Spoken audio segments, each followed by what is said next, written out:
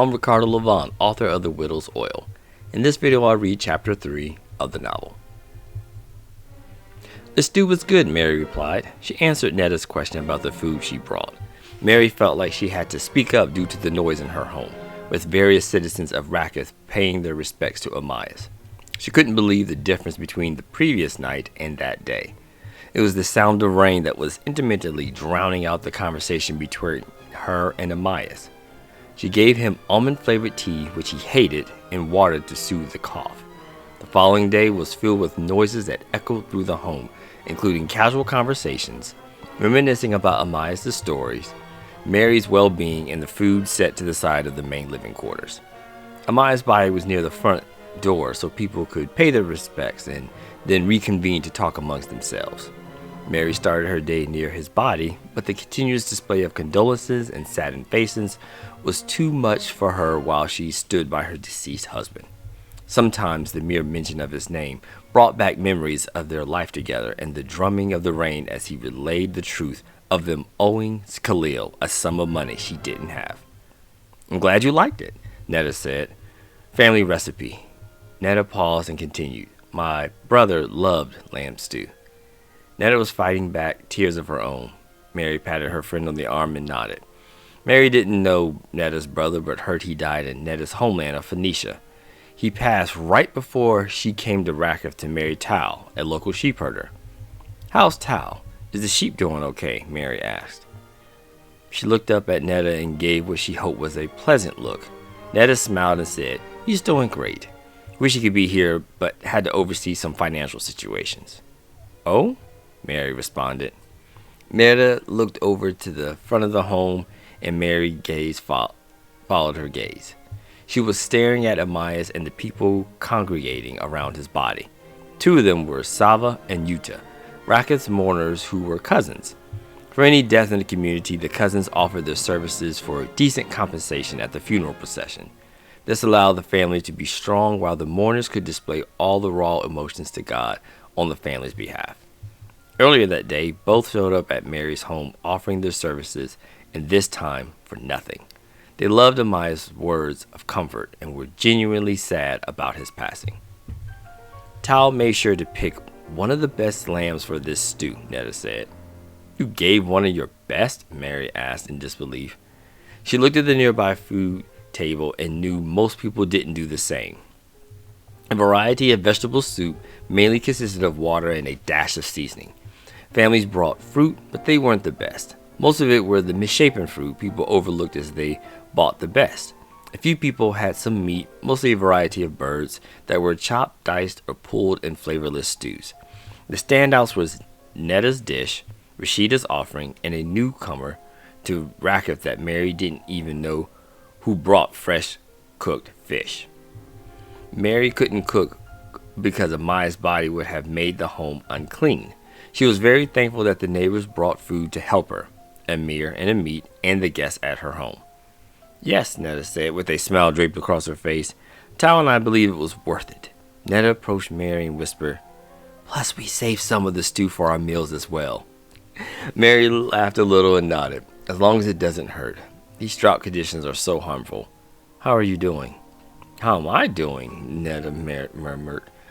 Netta smiled and then sighed. Mary could tell that she was going to answer but stopped partway through her response. Netta closed her eyes, opened them, and then shook her head. "Today is not about me. It's about you. Besides, we have what we have when the collectors come." Mary paused while eating and glanced at Netta. The background noise of people admiring Amias at the front of the home seemed to soften. It didn't, but Netta's retort made her focus on her neighbor's response. "Collector?" Mary whispered. The mention of the collector caused Mary to think of her sons. She was happy they were on the side of the home playing with the guests' children or creating some way to grieve with their various friends from Racketh. Mary hoped they were releasing the strain of seeing their father wrapped in burial cloth. "Tal wouldn't want me to discuss personal business, but we're hoping that the collector we owe will give us time, or he accept what we have for now." Mary nodded and took another bite. Based on what Amaya said, many men in Racketh owed collectors for their failing farms or herds of animals. She hoped it wasn't Khalil, but had a feeling it was. Mary savored the bite of the food and saw her neighbor, Tamir, enter the home and Rashida with her husband Fashar mingling with the people. Seeing Tamir and Rashida was expected as her closest friends. However, Upaz, the wealthiest resident in Racketh, and his petite-sized niece, Yardinia, startled her. Netta followed Mary's gaze and groaned when she saw the two people enter the home with their respective guards. No one else with wealth entered the room in such a fashion, but Upaz always believed someone could be dangerous and a threat to his finances and family. "I know what you mean," Mary whispered. "What?" Netta snapped her attention back to Mary, breaking her undaunted gaze towards Yardinia. "Amaya took a loan to help during these hard times," Mary said. There was constant chatter from the people, but she knew that it was only a matter of time before someone would come to offer her condolences for her loss. Still, she wanted to speak with Netta because of their comparable situation. "I understand why he did it," Mary started. Wish Khalil wasn't the person. Netta paused from taking her last bite and stared into Mary's eyes. "That's who Tao owes," Netta said softly. Mary knew what she said by reading her lips. Mary sighed and said, "So many people owe him money." "It was a rough time," Netta responded. "Still is. They did what was necessary for us." "I know," Mary started, "but Khalil? No one knew who he was. Stories of him came later." Mary was about to respond when a loud commotion occurred towards the front of the house. Both women looked up to see Netta's mother, near Amaya's body, stumbling into the nearest mourner. "I need to pay my respects," Calder slurred out. "Tao was supposed to keep Mother at home," Netta muttered. She left Mary's side, passed by Tamir, who was heading their direction, and grabbed Calder by the arm. Mary could see her whisper something in her mother's ear. She pointed to the body, nodded, and led her out of the house. "I'm still moving his body tomorrow, correct?" Tamir asked. Her neighbor's Sutton voice broke her attention as Netta dealt with her mother. "Yes, of course," Mary responded. "Thank you for your assistance." Tamir nodded and proceeded to get some of Netta's stew. "That woman loves to stay loose," Mary said, referring to Calder. Tamir smiled and nodded. "How are you doing?" Tamir asked. Mary looked at Tamir and could see a deep sadness in his eyes. He was close to the family and regularly visited Amaya's for help and direction. Her sons often helped him with the animals, and it allowed him to have children in his life ever since the tragedy of losing his wife and daughter to the horrible fire in Dan. "I know how you feel," Mary said. Both blew out a deep sigh. Tamir paused to eat, then took another bite. His eyes told Mary that the enjoyment stayed at his mouth, but never reached his eyes. "I miss them so much," Tamir said. Mary wanted to reach out and hug her neighbor, but she couldn't. She couldn't stoke the fires of gossip and insinuation. "I said the same thing to Tarak after Shireen and Naomi's." Tamir couldn't finish the rest, and Mary understood. When talking with Amaya during the rainstorm, Mary could not handle her husband's treatment of the situation as if it were the end. To her, she had time, but Amaya knew better. Mary didn't want to accept life without Amaya, no different than Tamir didn't imagine living without his wife Shireen and Naomi, his daughter. Even Tamir's brother went through a tragic loss when his wife Leela died. "Amaya was there for me," Tamir said. Mary looked over at Amaya's body and then the various friends, family, and neighbors around him. She hoped the spices and perfumes drenched into the body and cloth would help stave off any chance of decay. "He loved serving others," Mary responded. Mary took a deep breath in hopes of pushing away an intense moment of wailing building up in her body. She knew it would be okay to cry, and she did plenty of that the night before while preparing the body. Multiple tears flowed as she greeted the early guests who came to her home, which was normal. However, she didn't feel like dropping moisture and started to develop a tension headache. Tamir nodded to someone standing behind Mary, which caused her to look around.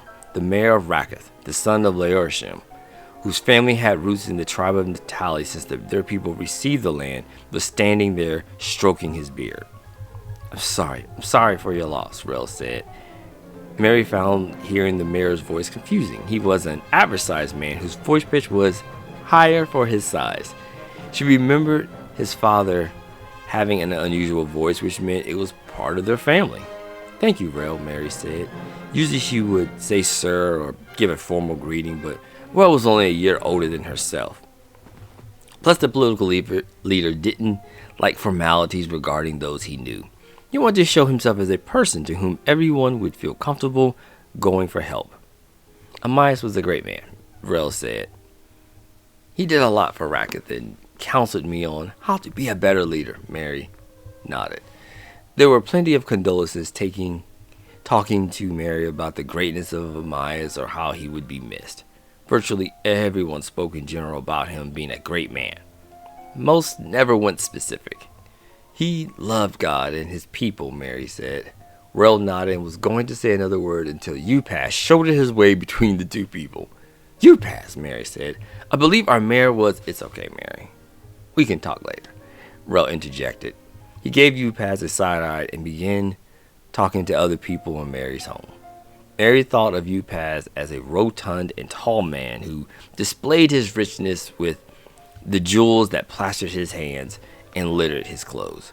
In the past few weeks, Upas had been particularly fond of sapphires, but she remembered when he had decorated himself with amethysts, emeralds, and once a large ruby. His primary protector was Hamran, who was always close by, and another person she didn't remember seeing before. Although he might not have seen eye to eye on every matter, Upas started. His voice was booming and authoritative and echoed in the house. He spoke louder than necessary so everyone would know he was talking to Amias' widow. Amias was still a great man for Racketh. "Thank you," Mary hesitated. She wasn't sure if there was more to Upas's greeting, but could not argue with his assessment of their differences. Amias was a firm believer in Yahweh, the God of the Israelites. Her husband believed their drought was due to disobeying the one true God, and it didn't explain why other countries were also having dry periods, but Mary never brought up that counterpart point if Amias was on a streak of complaining about Israel's problems. Upas did not share that same belief. "If only more would turn to Apis. He is more than able to help us from any situation," Upas said, rubbing his hands. "Not now, Upas," Mary said. "You know where Amias and I stood on religion." Upas grinned, but the smile did not reach the gleam in his eyes. He looked at a thick gold ring with a large blue stone in the middle. "There are benefits to whom you worship." "I agree," Mary said and smiled. Her joy reached her eyes as she stared at the large man.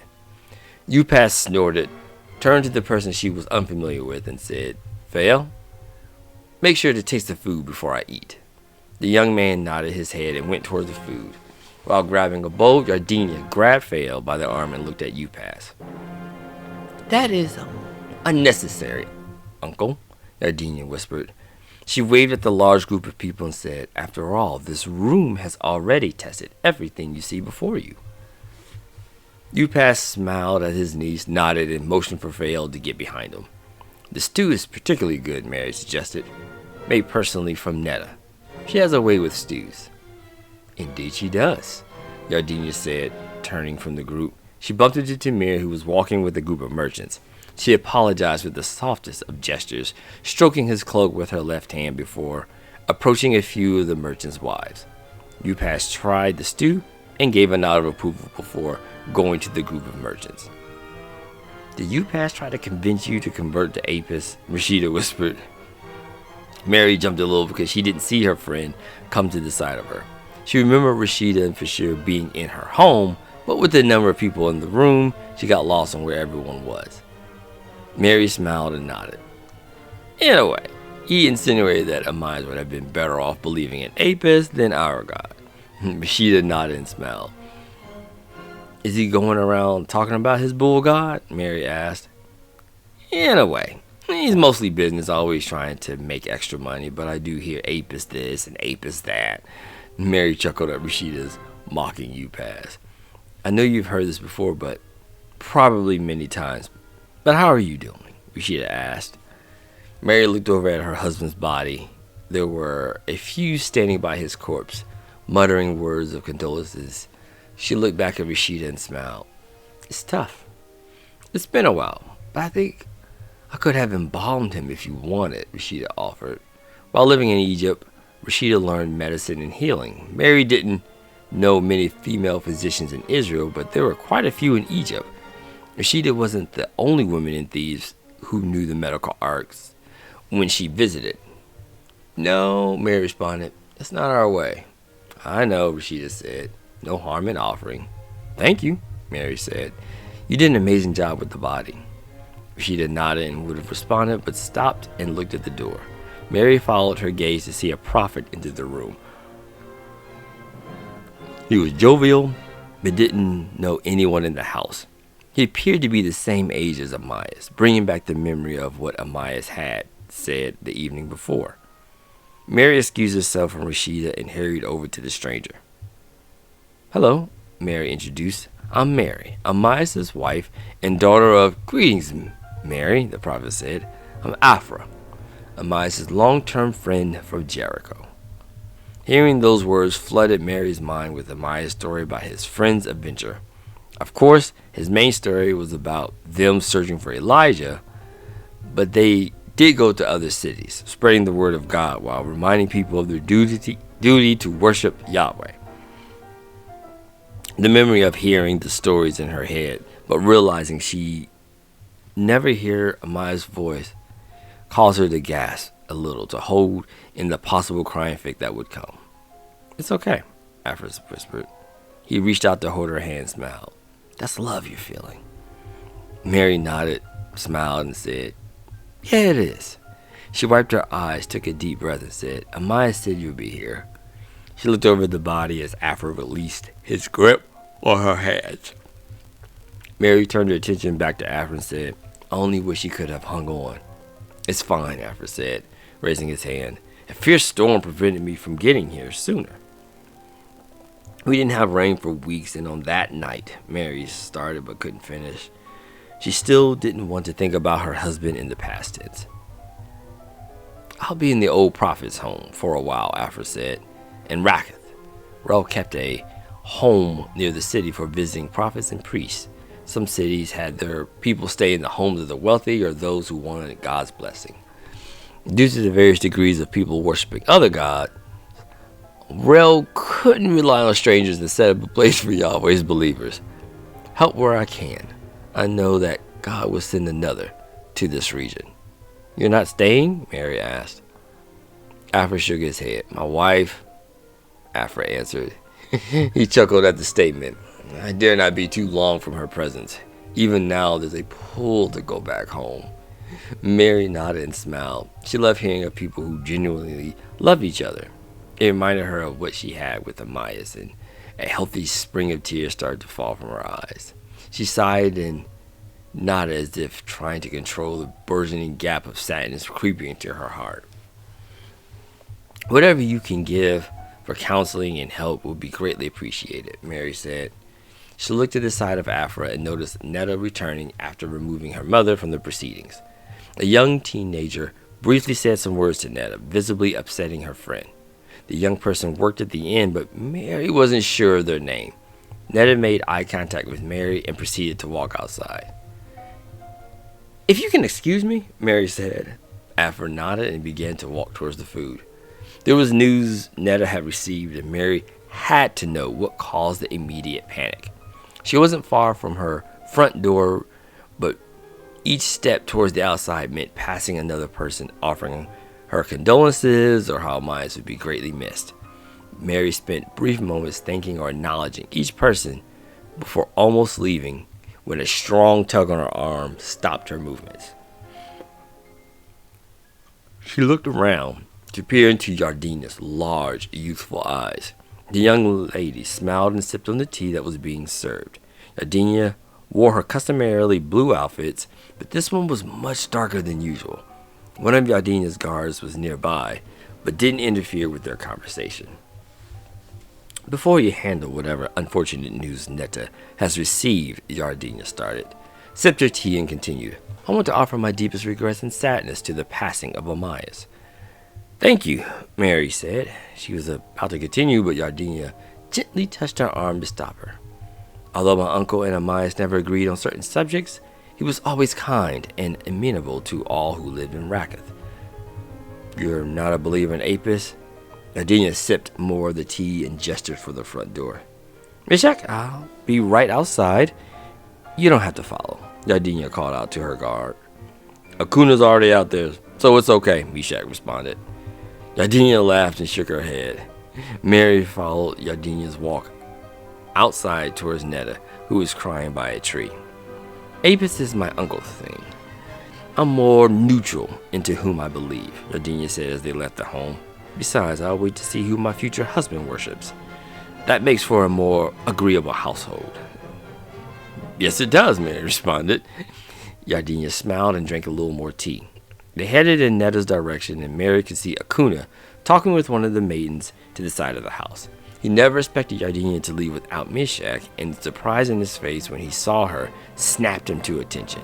He immediately looked at the front door, then Yardinia, and began to walk in their direction. You're fine, Yardinia said. We're not going far. Continue making libidinous remarks to the young lady over there. Mary chuckled at Yardinia's comments as they got closer to Netta. The Phoenician woman could see her with Yardinia and wiped the tears from her face. Before we get close to Netta, who desperately needs attention at your gathering, Yardinia started, I wanted to say if you need anything that's within my grasp, don't hesitate to reach out. Mary stopped and looked down at the woman. She knew Yardinia, but never considered her a close friend. She couldn't think of anyone Yardinia was particularly close to outside of those employed by UPass or her family. That's generous, Mary said. Yardinia put one of her hands up as the other still clutched the tea. I can't promise you everything, but Yardinia looked back at Mary's home, grinned, and then returned her gaze. I'm sure eventually we can work out something that will benefit us both. Sure, Mary hesitantly responded. She wasn't sure what that meant, but nodded in agreement. Yardinia did the same and walked back to Mary's home. Netta approached from the side and stood in the periphery of Mary's vision. Something about her, Netta said. Mary looked up at Netta and at the moment realized the height difference between talking with the two women. One was tall enough, forcing Mary to look up, while the other was shorter, causing her to look down. Still, in her mind, if one was timid or afraid of the other, it was Netta compared to Upazz's niece. Mary could always sense something was amiss between the two, but never asked. Due to Upazz's wealth and control in the city, multiple people were leery of him, Yardinia, Hamran, and others from that home. You look worried, Mary said. Netta took a deep breath and looked over at Mary. He's coming. Mary hated the anonymous word choice when speaking of someone. She and Amias believed in being upfront with whom you're talking about instead of confusing. However, in this instance, Mary knew who Netta was referring to. Khalil, Mary said. We know, but there's time to gather funds and... No, Netta interrupted. He'll be here tomorrow. A boy told me that Khalil was spotted only a day's journey from here with this group of mercenaries. Amias made it sound like there was time before the bill was due, Mary said. Tal took more than most and was on a different repayment plan. We've already been warned to have the money. You have what you have, Mary said. Like you said earlier. He'll be reasonable. He's just coming a little sooner. With Khalil, reasonable might not be an option. For more on the Whittles oil, visit lavari.com/Whittle oil, where you can find free chapters, videos, and more. It's available on Amazon and wherever books are sold, including hardcover, paperback, and Kindle versions. Thank you so much for your support, and enjoy.